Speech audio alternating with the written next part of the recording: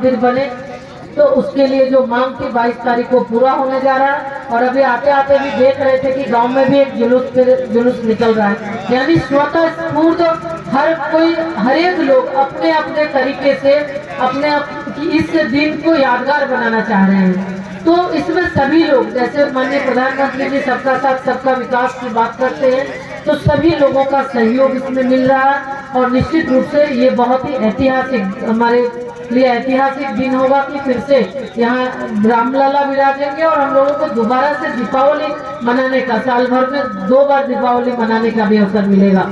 तो हम चाहेंगे कि इसमें आप सब लोग काफी उत्साहित हैं, उत्साह के साथ उसमें शामिल हो। 22 तारीख को पूजा पाठ के साथ साथ भजन कीर्तन और दीपावली भी आप मनाएं। और उसके साथ ही साथ विकास की भी बयार बह रही है। 2024 चुनावी साल है, जो आशीर्वाद आप लोगों का पहले मिला है, आने वाले समय में फिर से देश के यशस्वी प्रधानमंत्री आदरणीय नरेंद्र मोदी जी को तीसरी बार प्रधानमंत्री बनाएंगे, ये पूरा विश्वास है।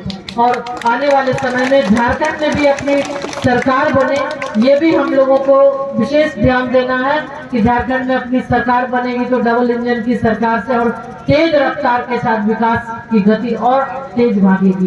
तो और कुछ न कहते हुए हम आप सब को फिर से अपने ओर से शुभकामना देते हैं। और आने वाले समय में फिर से जरूर आपके यहाँ फिर आएंगे, रूबरू होंगे, क्योंकि अभी जल्दीबाजी है, आगे कार्यक्रम है, इसलिए और कुछ न कहते हुए सबको बहुत बहुत धन्यवाद। भारत माता की जय। सूचना के साथ कि पूरा समय आप लोगों के बीच अभी दे नहीं पाएंगे, आगे का कार्यक्रम अभी जिलाध्यक्ष जी बता ही दिए कि एक जमामू मंदिर जाना है, उसके आगे गाँवों में भी कार्यक्रम है। तो फिर इसके बाद 24 तारीख को भी झारखंड धाम मंडल में कार्यक्रम होगा उस दिन, क्योंकि ये खटोरी सांसद आदर्श ग्राम भी है और कहीं न कहीं इस पंचायत के अंतर्गत ये प्रयास हुआ। पहले भी इस सड़क से आने का अवसर मिला था, बहुत ही खराब ये सड़क था।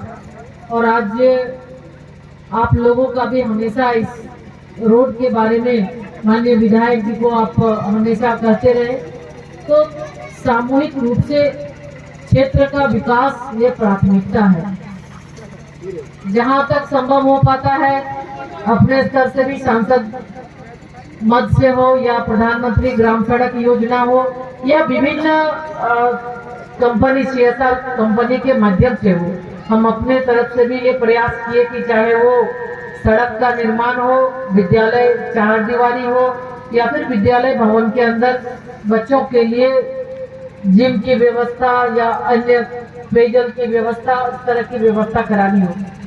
क्योंकि आप जानते हैं कि सांसद का क्षेत्र बड़ा है, लेकिन जो सांसद निधि होती है वो कम है।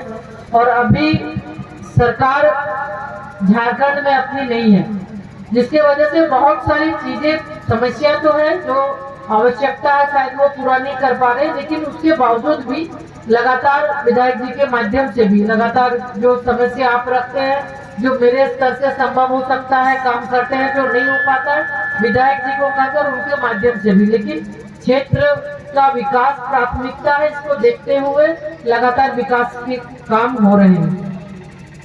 और इसके अलावा भी आने वाले समय में भी आप सभी जैसा जानते हैं, देश के यशस्वी प्रधानमंत्री आदरणीय नरेंद्र मोदी जी के नेतृत्व में भारत आगे बढ़ रहा है। और 2014 से लेकर अभी तक जो कल्याणकारी योजनाएं हैं, चाहे प्रधानमंत्री आवास योजना, प्रधानमंत्री जनधन योजना, प्रधानमंत्री किसान सम्मान निधि हो, प्रधानमंत्री शौचालय योजना हो या उज्ज्वला योजना, आयुष्मान भारत योजना, इसके अलावा किसान सम्मान निधि, साथ ही साथ मुफ्त अनाज गरीब कल्याण अन्न योजना। तो इस तरह अनेकों योजना के माध्यम से लोगों को, एक एक व्यक्ति को लाभान्वित करने का काम देश के यशस्वी प्रधानमंत्री जी कर रहे हैं।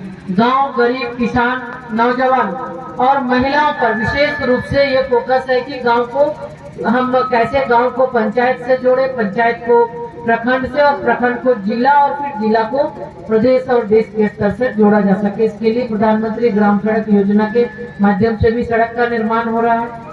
शिक्षा के क्षेत्र में आगे बढ़ाने के लिए आपने देखा कि राष्ट्रीय शिक्षा नीति के माध्यम से अभी अमूलचूल परिवर्तन की भी बात हो रही है कि शिक्षा बच्चों को अपनी भाषा में मिले, मातृभाषा में शिक्षा मिले, इसकी भी व्यवस्था हो रही है। उसके साथ ही इंजीनियरिंग, मेडिकल की पढ़ाई हिंदी और अन्य भाषा में हो, इसकी भी शुरुआत हो चुकी है।